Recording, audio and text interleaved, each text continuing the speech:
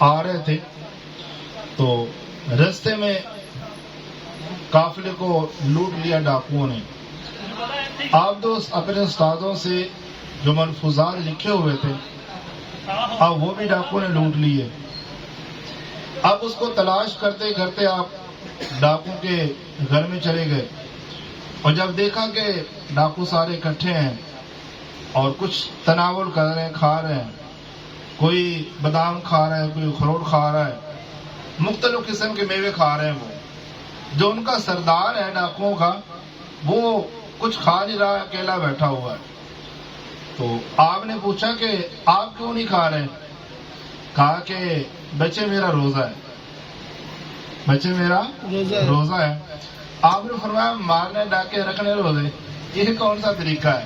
اگر لوٹ ہی لیا تو پھر کھا بھی لو.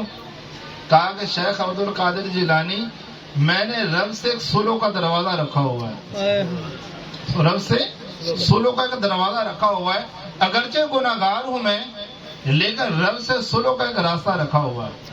اب کہتے عرصہ گزر گیا، ایک دفعہ مجھے موقع ملا حج کا تو میں خانہ کعبہ کا طواف کر رہا ہوں. ایک میں نے ہستی دیکھی، غلاف کعبہ کو پکڑا ہے، تھامے ہوئے ہیں اور دعا کر رہے ہیں. وہ دعا مانگتے ہیں، وقت کے ولی ان کے دعا پر آمین کہتے ہیں. کہتے میں بہت متاثر ہوا کہ کتنی شخصیت پہنچی ہوئی ہے کہ وقت کے امام، وقت کے ولی ان کی دعا پر آمین کہتے ہیں. کہتے جب وہ ہستی دعا مانگ کر جانے لگی نا تو میں بھی پیچھے ہو لیا کہ ہستی کون ہے پہنچی ہوئی. تو جب دیکھا وہی ڈاکو تھا، وہی ڈاکو تھا جس نے میرا مال چرایا تھا. کہا کہ اے ڈاکو تم؟ کہا کہ اے عبد القادر میں نے آپ کو کہا نہیں تھا میں نے رب سے سلو کا دروازہ ایک رکھا ہوا ہے، تو میری اور میرے رب کی آپ پہ سلو ہوگی، رب نے مجھے یہ مقام عطا فرمایا.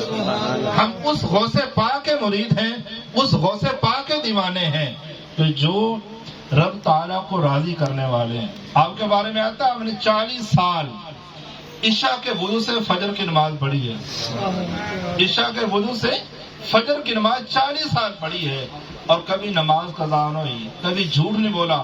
واقعات بہت ہیں لیکن ماشاءاللہ جن کا بیان وہ تشریف لا چکے ہیں.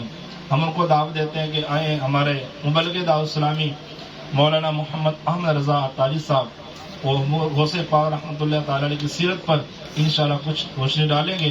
دعا ہے کہ رب تعالیٰ ان کی سیرت سن کر ہم سب کو بھی عمل کرنے کی توفیق عطا فرمائے. صلو علی الحبیب صلی اللہ تعالی علی محمد صلی اللہ علیہ وآلہ وسلم.